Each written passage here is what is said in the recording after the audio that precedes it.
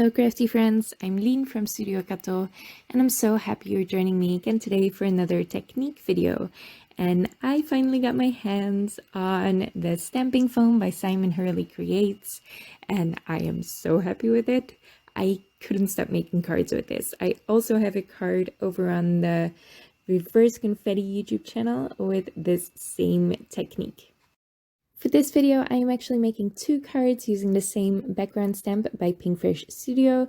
This is the delicate floral print, and then I am going to use the stamping foam by Simon Hurley Creates to get a reverse print of that, or a negative print of that.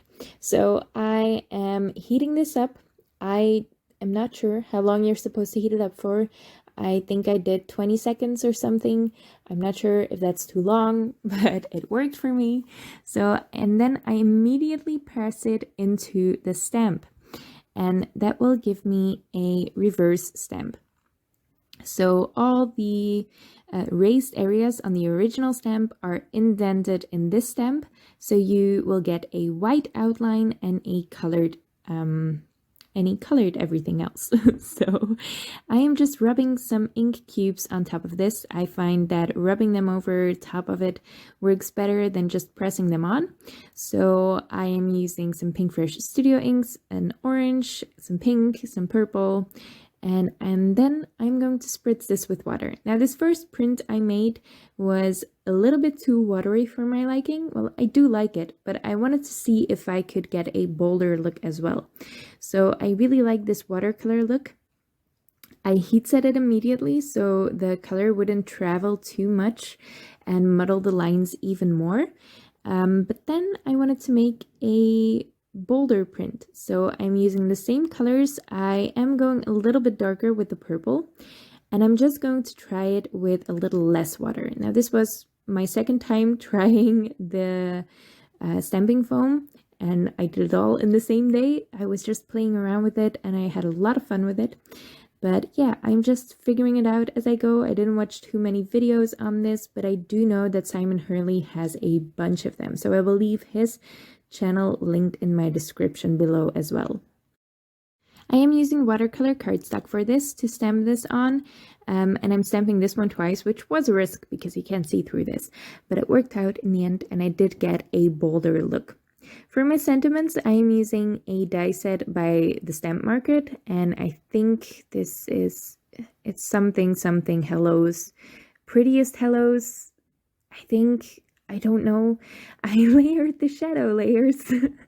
I used 2 layers of cardstock for the shadow layers on both sentiments, and then I also layered these dainty sentiments as well.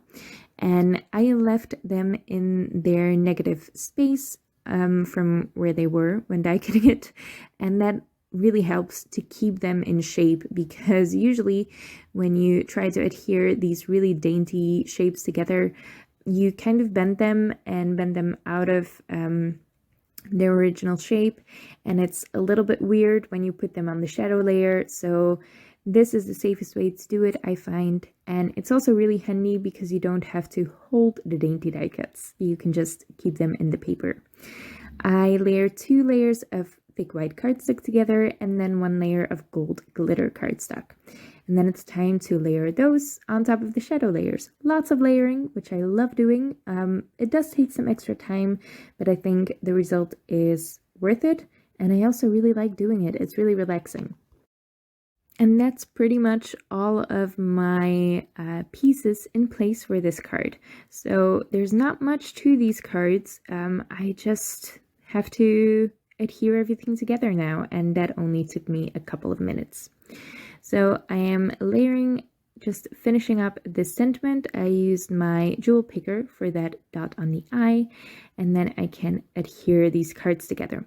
Now, you know, I like my dimension, so I am adhering some cardboard behind these panels. I did die cut them out with a die from My Favorite Things, which leaves a stitched edge all the way around.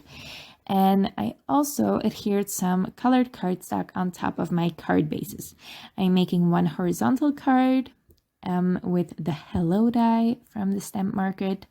That is the watery background. And then I am making a portrait card with, well, they all look the same, I think, but different still.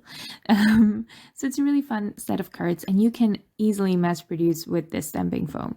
It's such a quick background to make, and it can have a lot of detail depending on which stamp you use. You can also use a die to create a pattern in the stamping foam. Anything that has a pattern, if you have some chairs with a pattern on the back, you can press the stamping foam in that. You can use anything around the house. I am just trying to figure out some placement for these gold pearls from Pink Fresh Studio, the metallic gold pearls. I did both cards at once and I was struggling, but eventually I figured something out. So once I was happy with the placement, I used my Nouveau Luxe adhesive to adhere those on my cards. I do use this adhesive for my embellishments. This is a way better adhesive than the Barely Art Precision Craft glue, but I really like the tip of the Barely Art Precision Craft glue to glue dainty die cuts together. I also made some quick matching envelopes for both cards. I have a darker purple card and a pink card, so I used some darker purple pattern paper and some orange and pink pattern paper as well. I just folded two A2 sized cards with my VR Memory Keepers 123 punch board, reinforced the score lines, and glued them together with the Barely Art Precision Craft glue. And that is my first card all finished. I really like this one, even though it's a little bit more watery. It's a really cool effect, and it looks painted, even though it took me maybe 2 minutes to make that background.